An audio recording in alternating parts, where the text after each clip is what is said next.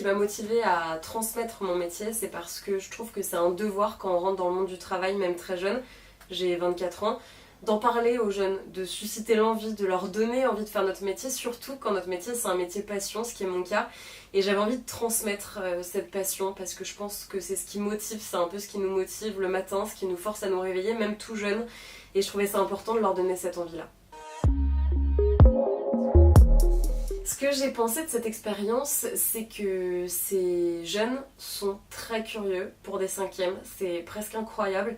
Ils sont tous passionnés de quelque chose, d'un sport, même d'une activité manuelle, et surtout, ils étaient curieux, ils posaient des questions, ils étaient dynamiques. Et en fait, beaucoup pensent des jeunes qu'ils ne s'intéressent qu'aux réseaux sociaux, qu'à Internet, parce qu'ils sont nés avec, mais en fait, au final, on se rend compte de l'impact d'Internet dans leur vie et dans leur curiosité et dans l'envie de poser des questions. J'ai trouvé ça fabuleux.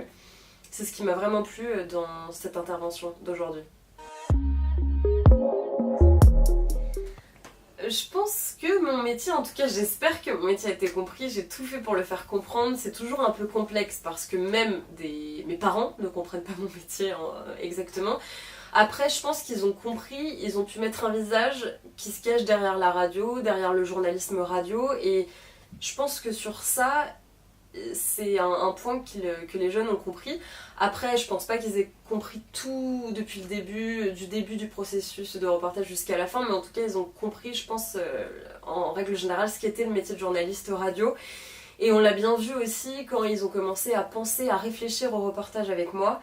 Je me suis dit, tiens, là, ils ont peut-être compris au moins le plus important, c'est-à-dire la problématique du reportage, trouver un enjeu, faire parler d'un sujet qui coince, qui pose problème, comme le sujet dans leur collège. Et c'est là où je me suis dit qu'en fait, on a au moins réussi une bonne partie du message, de la transmission du message en tout cas. Moi, l'étape qui m'a vraiment surprise dans cet échange avec les collégiens, c'est quand on a commencé à réfléchir ensemble à réaliser un reportage. Parce qu'en fait, je me suis dit que ça allait être l'étape la plus difficile pour eux, parce que même pour moi, elle n'est pas évidente cette étape tous les jours.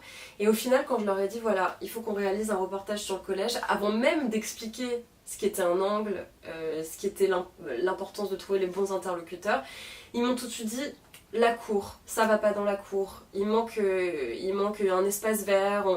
Ils m'ont parlé de leur mal-être, en tout cas du manque de ce bien-être qu'ils ne retrouvent pas dans la cour.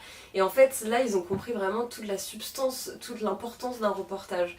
Et ça m'a vraiment surprise. En plus de leur curiosité et de leurs questions qui étaient toutes très pertinentes. Et c'était vraiment un très bel échange avec eux. Mon message d'encouragement, je leur ai dit de croire en eux, de surtout pas se laisser faire, de surtout pas se laisser brider par les adultes, par des gens parfois qui se rendent pas compte qu'ils font du mal dans leurs paroles.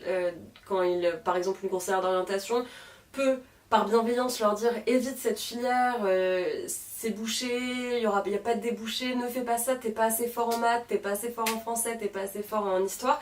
Je leur ai dit, si jamais vous voulez faire ce métier, battez-vous pour le faire. Ça, c'est mon métier d'encouragement. Et surtout, d'oser, de croire en eux. Et de rêver et d'avoir leur passion toute leur vie. C'est vraiment important. Et aussi de cultiver leur valeur ajoutée, c'est-à-dire leur intérêt et leur passion, leur curiosité.